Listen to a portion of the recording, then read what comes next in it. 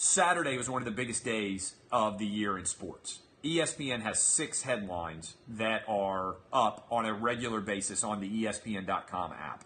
I follow the ESPN.com app pretty regularly to make sure I'm not going to miss anything.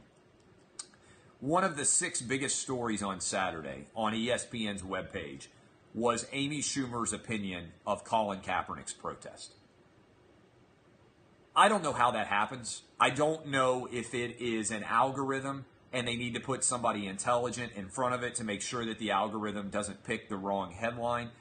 But on maybe the biggest day of the year in sports, on the Saturday of late October, with Game 7 going on, with all of those things going on, one of the biggest stories on ESPN's website was Amy Schumer's opinion of Colin Kaepernick. Now, the reason why I bring that up is this. Rae Carruth was released from prison after serving 18 years. There's lots of talk in the NFL about privilege and systemic racism and police mistreatment. How many NFL players have you heard speak out about the fact that Rae Carruth is getting out of prison after only 18 years, despite offering $5,000 to allow his girlfriend to be murdered so he didn't have to pay child support? This is an unbelievable story that I feel like is not getting very much media attention. NFL athletes all want to be socially active. They all want to be social justice warriors right now, the ones that are getting all the media coverage. How many of them have you heard comment on what Rae Carruth did? Or the fact that Rae Carruth only got 18 years in prison, despite paying $5,000 to kill his pregnant girlfriend. And not only kill his pregnant girlfriend, to so severely injure the baby inside her stomach, who was 8 months along in gestation, that child developed, because it didn't have oxygen for an hour. That child lost oxygen for an hour and developed cerebral palsy as well as brain damage. That child is being raised by the mother of the woman that Rae Carruth paid to have killed, his ex-girlfriend. Think about that for a minute. If you want to talk about privilege, how is it that an NFL player kills another person to avoid having to pay child support? A multimillionaire first-round draft pick out of Colorado, by the way. We're not talking about an insane amount of money that he would have had to pay, even if he had wanted to do, quote-unquote, the wrong thing and never actually have a relationship with that kid. He could have just cut a check to continue to support that kid for the rest of his life.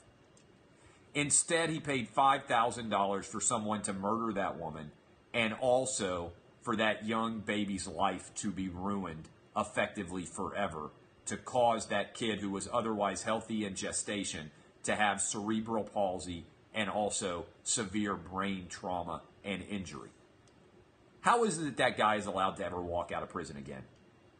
How is it that in this era, when everybody wants to focus on wrongdoing and domestic violence, an NFL player like Rae Carruth can only get 18 years in prison? How is that remotely possible? And how is this not a bigger story? How many players have made a comment about this? How many owners? How many NFL player union representatives? This is not a this is a pretty good trend. NFL players above the law. Dante Stallworth kills a man while driving drunk. Barely serves any time in prison. Leonard Little kills a man while driving drunk. Barely serves any time in prison. Dwayne Goodrich kills a man while driving drunk. I think he's still in prison, but he's not going to be in prison for very long. Ray Lewis, charged with double murder, has a statue outside of the Baltimore Ravens football stadium. It's really easy to point at the distance and say, oh, I disagree with that, which I know nothing about and I have only seen on social media. How about worrying about your own house? How about examining the behavior of people in your own fraternity instead of constantly blaming others? I am utterly flabbergasted that this guy is getting out after only 18 years. I don't believe in the death penalty.